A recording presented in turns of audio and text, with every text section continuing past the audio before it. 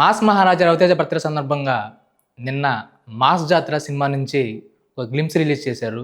ఈ గ్లిమ్స్ చూస్తుంటే out and out mass సినిమాలు అనిపిస్తుంది. తన 57వ పుట్టినరోజు, అదేవిధంగా తన కెరీర్లో తనకి ఇది 75వ చిత్రం. ఈ గ్లిమ్స్ చూస్తున్నంతసేపు వింటేజ్ లుక్ అని చాలా బాగా కనిపిస్తుంది. అలాగే out and out mass cinema కనిపిస్తుంది అనమాట. ఇంకా ఈ గ్లిమ్స్లోని కొంచెం డీప్గా వెళ్ళి చూస్తే కొన్ని నిమిషాలు మనం తెలుసుకుందాం.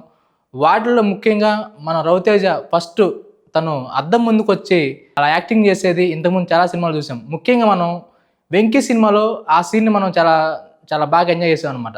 తను అద్దం ముందుకు వచ్చేసి తిట్టుకోవటం కానీ, లేదంటే యాక్ట్ చేయడం కానీ అని వెంకీ సినిమాలో ఎంజాయ్ చేసాం. దాన్నే మళ్ళీ రిపీట్గా ఇప్పుడు ఇందులో ఈ సినిమాలో పెడతాం. తను చాలా వేరియేషన్స్లో ఆ మీసం తిప్పుకోవటం అట్లా, దాని ముందు ఆయన అట్లా చేయడం చాలా బాగుంది.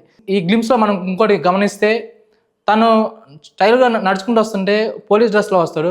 ఆ పోలీస్ డ్రెస్ మీద ఆర్పిఎఫ్ అనే ట్యాగ్ ఉంది. అంటే రైల్వే పోలీస్గా ఎస్ఐగా పనిచేస్తున్నారు అనమాట. అందుకే ఈ సినిమాలో ఈ గ్లిమ్స్లో షార్ట్స్ కూడా ఎక్కువ రైల్వే బ్యాక్గ్రౌండ్లో, లేదా రైల్వే స్టేషన్లో కావచ్చు, లేదంటే గూడ్స్ బ్యాక్గ్రౌండ్లో కానీ చాలా ఎక్కువ చూపించారనమాట.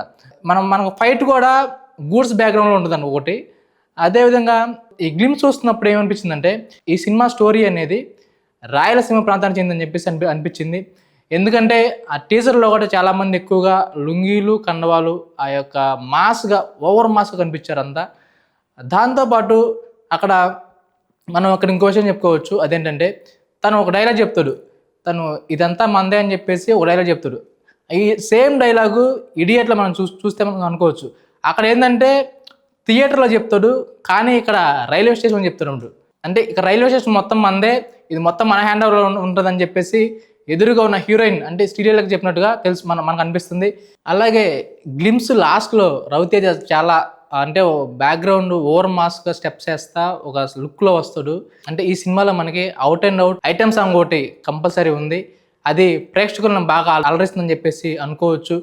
ఇక ఈ మాస్ జాతర సినిమానికి వచ్చిన గ్లిమ్స్లో మనం బ్యాక్గ్రౌండ్ స్కోర్ విషయం గురించి మాట్లాడుకుంటే చాలా అద్భుతంగా ఉంది. ఒక బీజిఎం ఉంది, డాష్ ర్యాంప్. అంటే ఆ వార్డ్స్ మీరే ఫిల్ చేసుకోండి. ర్యాంప్ అని చెప్పేసి బీమ్స్ తన యొక్క వాయిస్ తోటి ఒక మెస్మరైజింగ్ అయితే చేశాడు.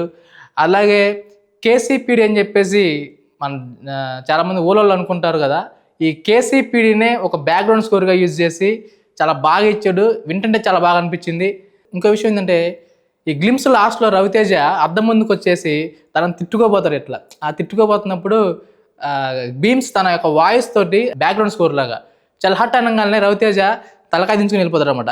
అది కూడా చాలా ఆ విజువల్ కూడా చాలా బాగుంది. ఆ ఆడియో కూడా బాగా సింక్ అయింది అనమాట. ఓవరాల్గా ఈ సినిమా బ్లాక్ బాస్టర్ అవబోతుందని చెప్పేసి మనం అనుకోవచ్చు.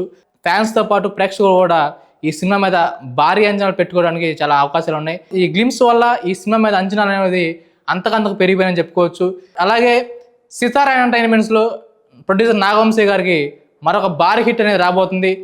ఈ సినిమాకి భాను భోగవరపు డైరెక్షన్ చేశారు. చాలా బాగా అనిపించింది. షార్ట్స్ కావచ్చు, లేదంటే తన స్టైల్ కావచ్చు, మేక్ ఓవర్ అవ్వచ్చు, చాలా బాగా చూపించారని చెప్పేసి మనం చెప్పుకోవచ్చు.